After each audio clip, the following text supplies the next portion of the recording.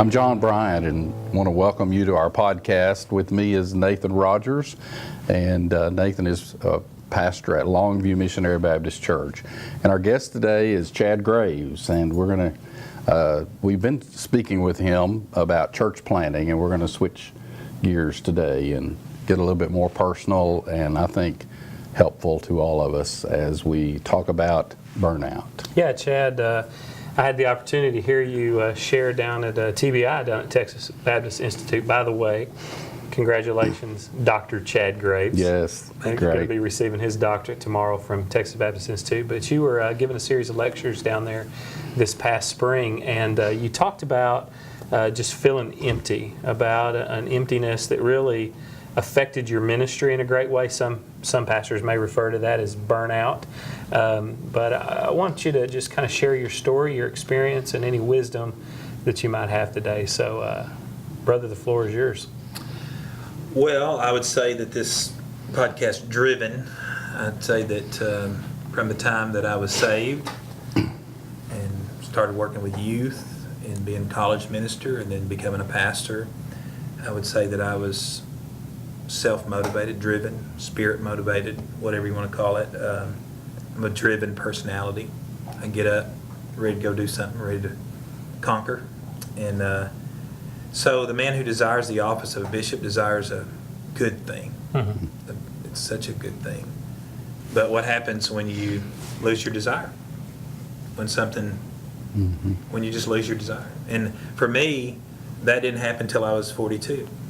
That there was this moment where I lost of desire. And I didn't really, it was like a frog in a hot pot, right? I didn't realize what was happening while it was happening. I didn't see it coming exactly. I should have seen it coming.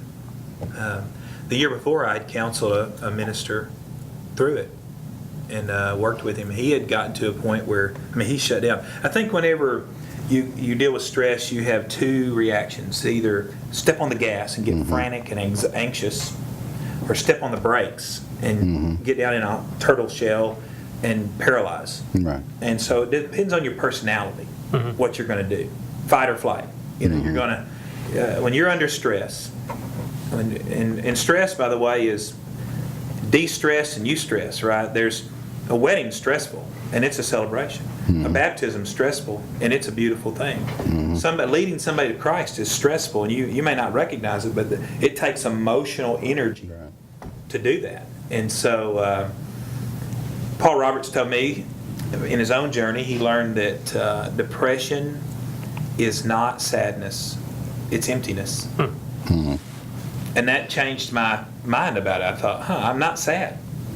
I feel, Pauline, I was preaching 8:30 in the morning to our traditional service, at 10:30 to our regular congregation, then going out to college and preaching to our college ministry in our campus worship service, and come back for meetings and Sunday night worship and seminary stuff and preaching on Wednesday nights. And, life was full, planting churches, going places, doing things, and yet something wasn't right.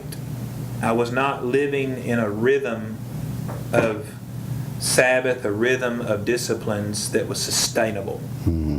So, eventually I would not recuperate. I would preach, and Sunday I'd be worn out, and I'd wake up Monday and go slow. By Tuesday I'm ready to go. Preaching Wednesday night, feeling good. Then it got to the point where it's Friday, I'm still not feeling good, still not recuperated. And so I read a book by Tommy Nelson, How to Walk on Water When You Feel Like Drowning. And he introduced in that book some very good information about serotonin and chemicals and things like that. And so what happened to me, I'll just going to give you a list of things. First thing, I stopped sleeping. I'd always slept well, and I'd go to bed and sleep like a rock, and you could run a train through the house, it wouldn't bother me. But a couple years back, I started waking up real early, like 3. I just assumed, because Rob Leonard does that. He doesn't sleep ever. But anyway, I would wake up at 3, I think, well, all right, I'm going to get up and study. I call it old man syndrome. I thought just at some point you get old, you don't sleep as much. Right. But that's really not true. You need your sleep. Your sleep is what replenishes your serotonin. And exercise and those kind of things help. Balanced, healthy rhythms of rest help keep us at a level in which we can interact with stress. So the first thing I did is I stopped sleeping very well, and I didn't really pay attention to that. I just considered that, all right, I'm going to get up. My guys would laugh at me because I'd text them at 4 in the morning, that kind of stuff.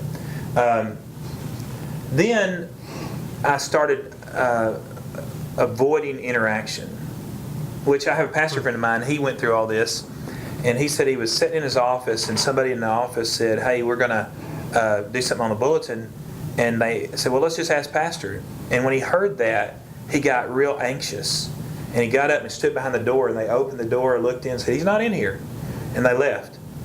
He'd never done anything like that before.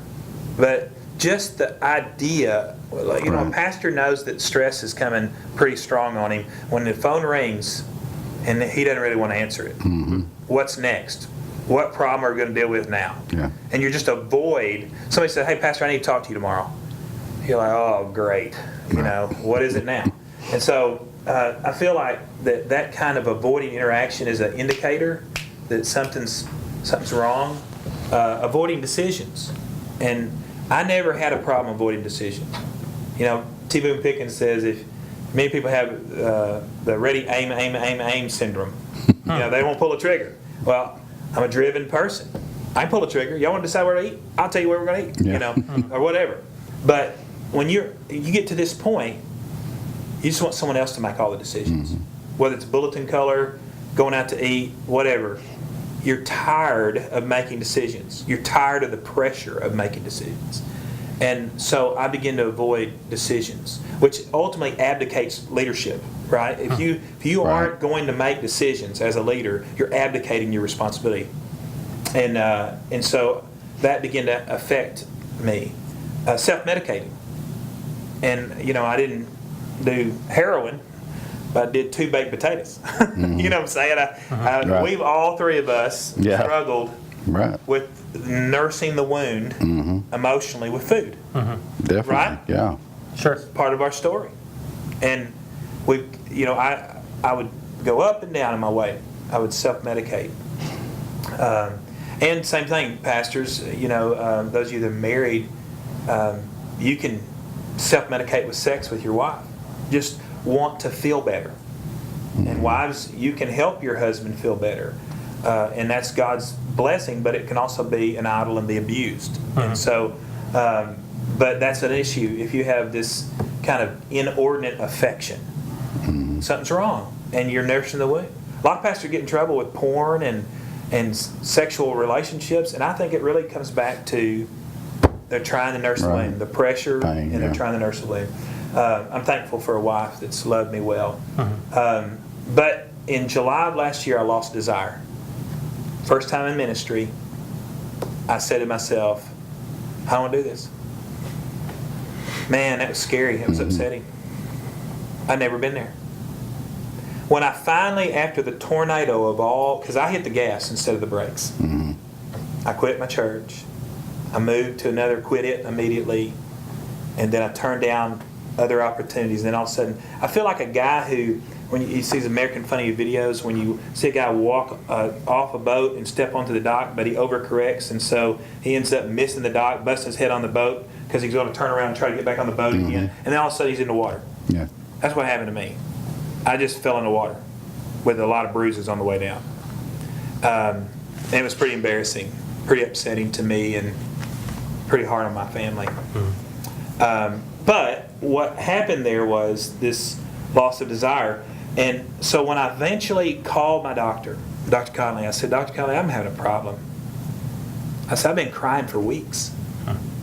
I'd wake up in the morning and just cry. Something would trigger it in the afternoon, I'd cry. I've never had this before.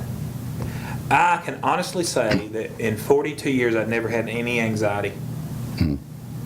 I was driven, I was confident, but all of a sudden, the lack of the chemicals, the combination of the lack of rhythms, put me in a cocktail of a problem here, in which my doctor, Connelly, he said this. He said, Chad, let me ask you a few questions.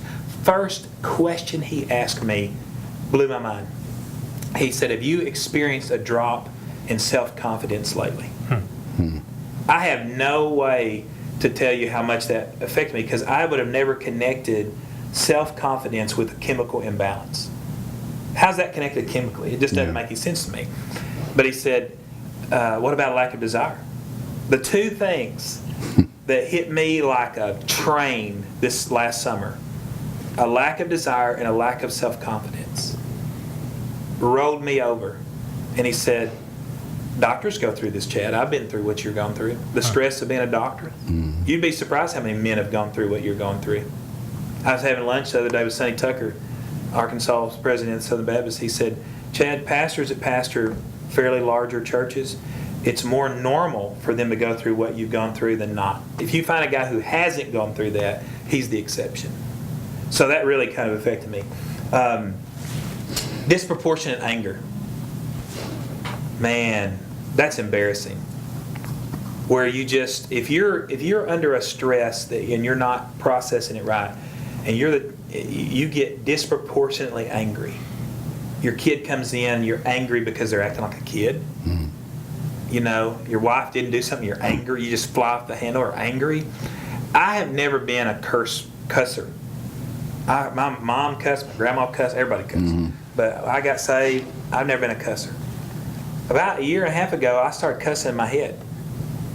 I mean, somebody say something, I just in my head, I started cussing them. And I would repent and say, Lord, what's wrong with me?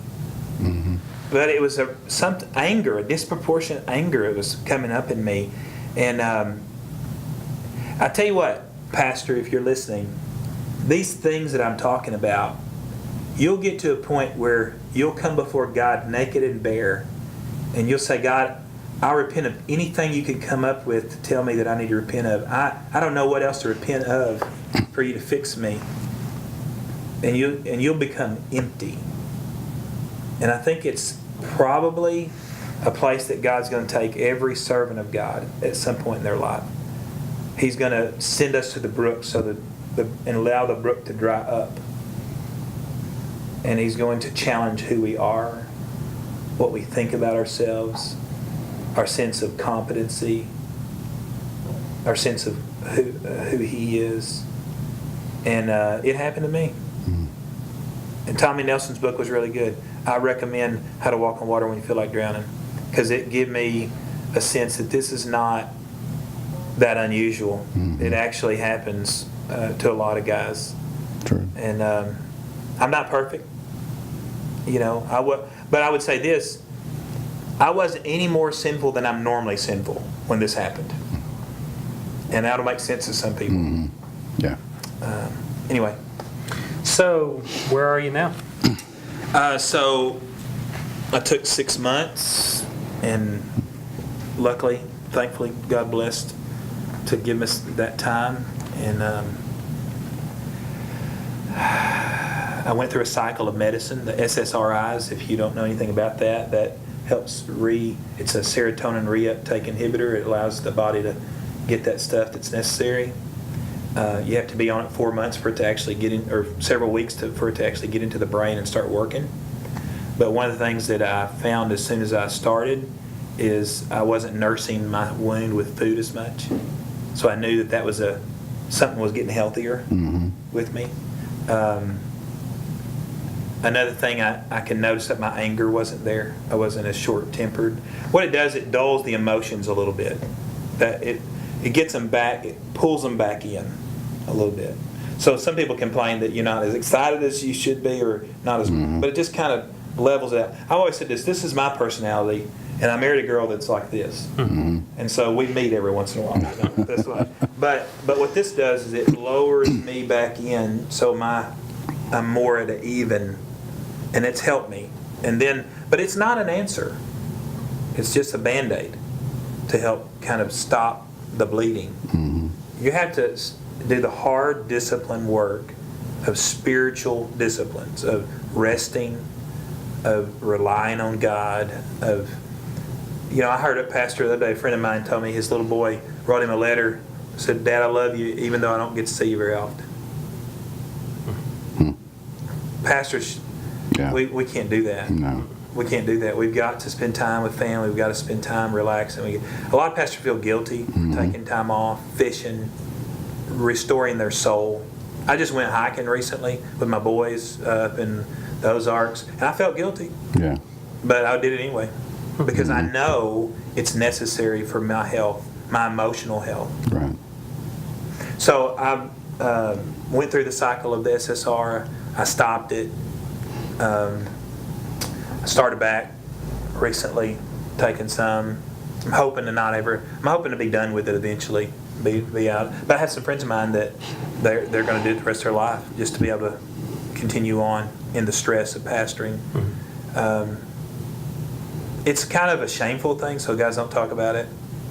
Because, pulpit committees don't want you to have a pastor with emotional problems. True. But gosh, man, pastors, I preached at TBI, and 6 pastors contacted me afterwards and said, I got a problem. Mm-hmm. There wasn't that many guys there that day, and 6 of them contacted me.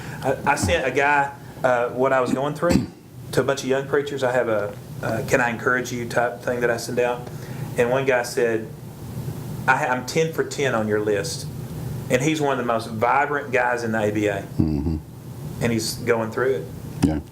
And I think there's a lot of us who have been through that, and your list hits home. A lot of times we've gone through maybe even years of that. What part of that burnout is depression? What part of that is just discouragement? And how does all that contribute to the feelings that you have? Because I know one of the things that I struggle with is, to be honest, just discouragement because things are not the way I thought they ought to be. Yeah, disillusionment kind of. Yeah. So I don't know how much that plays into the There's probably overall burnout. Scales. Yeah. But I would say this, it got me. I didn't manage it. Mm-hmm. It ended up getting me. And so, you've apparently been able to manage those things. Paul Roberts told me, he said, you don't get over that. Now you're living a new normal. Mm-hmm. James Taylor, same thing. He went through it and he said, I just now have to. You know what? James gave me the most practical advice. He said, watch your sleep. If you quit sleeping well, it's coming. Mm-hmm. He didn't say it that way, but that's what he meant. And that has been very helpful. Just being very conscious of sleep. So this is what I do. I have a 50 milligram over-the-counter sleep aid that if I can't go to sleep, I take one of those so I can go to sleep so I can rest that night. And because it's very hard to turn the mind off when you're a pastor, preacher, when you're counseling people. It's hard to turn the mind off. And if you don't turn that mind off and let your mind rest emotionally, you are going to wear out. You're going to empty out. You're not enough. You don't have enough tricks up your sleeve. You don't have enough charisma. You don't have enough personality. There was only one prophet, priest, and king that was perfect, and they killed him. Yeah. Everybody else is just wannabes. And so you have to manage this. And that's one thing, I guess, the reason it's very painful to talk about it. But the reason I guess I'll talk about it is there's a lot of young guys that need to have somebody talk about it and be honest about it. So for those young guys, what would, for the guy that might be heading down that road, and it may be, 20 years in the future, like your experience was, but for the guy that's heading down that road that may not even know it, what's some advice that you would give to a young pastor? What are some rhythms that you would tell them to get into? What are some very practical things that you would suggest could help them avoid this? A ferocious commitment to rhythms. Ferocious commitment to rhythms of rest, rhythms of laughter and joy and those kind of things. I know it seems self-serving, but you're in charge of your flame. God's given you, we're going to fan into flame the gift of God. You're in charge of that thing that God, that passion, that calling, nobody else is going to stand before God because of you. You're going to stand before God because of you. And so, you know, you can have a church family not understand why you said no. You can schedule yourself differently, even though there's demands that they want to schedule you. You've got to be ferocious in those commitments. And those of you that are married, guys that are married, your wife can tell you. You take those 10 on the list. She can tell you whether you're doing well or not. And you need to be a partner with her, and she needs to be a partner with you in the ministry of that. And so, yeah, I'd say rest. I'd say exercise. I'd say friendship. You know, they say that pastors don't have friends. A lot of pastors don't have friends. You need friends. Yeah. You need to find somebody to talk to and be friends with. It helps. And I don't know. I guess I could spend some more time thinking about that. But the rhythms of, you know, going to see a doctor. If you've listened to what I've said and the content, and you've heard, you think I'm there. You should go see your doctor.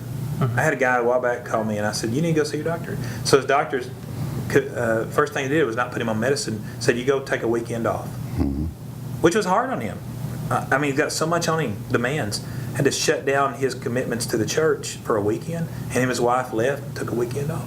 And then they went back and met, and so he's exercising, he's watching his sleep, he's being intentional about where his longevity. You know, there's guys around you that know that something's wrong, and they try to say stuff. But I watched a kid almost drown last week in the Buffalo. He came down in the water, the current grabbed him, and he came up, and he screamed. He said, I'm not doing well. And I thought that was so wise of him to acknowledge immediately he wasn't doing well. Because I have the tendency to think, I got this. There's no sense in drawing attention to myself. Right. Most guys that drown think they got it. And so, you know, if you're not doing well, you need to say it. Is it part of just our manhood, like the macho-ness, that we're afraid to admit that there's a weakness or a chink in the armor or something like that? Could be, I guess. You know, I know that one of the best practices that I've had has been the seasons in life when I've sought out counseling. You know, and there's been times when I've gone and saw a counselor that some people would say, well, you don't even need counseling for that. But just to recalibrate, whether it be Erica and I, my wife and I, getting some counseling for our marriage, or just me personally sitting down and saying, man, here's where I'm at. Another thing, too, we instituted at Pauline a sabbatical every certain amount of years, but it was too late for me. If we'd have done it 2 years earlier and I'd had time off, but what I did during my sabbatical was write my dissertation. Yeah. That ain't time off. If I'd have taken 6 weeks off to rest, I might have still been the pastor. But, you know, in the end, God's sovereign. Yeah. He's Right. watching over us. And here's what my friend told me the other day. He said, Chad, I really believe that a guy who's trying to serve the Lord, you got a good father, and he ain't going to let you mess this up. Amen. You're going to be all right. Yeah. God's going to use you. And I believe that. So, Chad, to wrap up the podcast, what I want you to do, we've got a couple more minutes. Give us those 10 things again. 10 things that a guy needs to look for as red flags. Okay, I stopped sleeping very well. I avoided interaction. Didn't realize I was doing it, but I would come home from work and go into my bedroom and shut the door. I avoided decision making. I got almost upset that, you know, why do I have to be the one that makes all the decisions? I self-medicated with food and with sex in the Context honorable of marriage. context of marriage. Yeah. I lost desire. I had a drastic drop in self-confidence quickly. It happened, boom. And Satan just uses that. Right. Discouragement, you know. A disproportionate anger. I stopped laughing. My wife told me 2 years ago, said, Chad, you don't laugh at things that are funny. And I said, I'm sorry. but I did not have the emotional reserve to laugh at things that were funny, and I didn't even know it. She noticed it before I noticed it. Because used to, I was a cut up, laughing around, joking, making fun of stuff. Depression, emptiness, a sense of emptiness, and a feeling of anxiety. Like I said, for me, I stopped. I felt depressed, but I never felt anxious until the day I quit at Pauline. It triggered something inside of me, an anxiety. Really? After that next Monday, it started happening.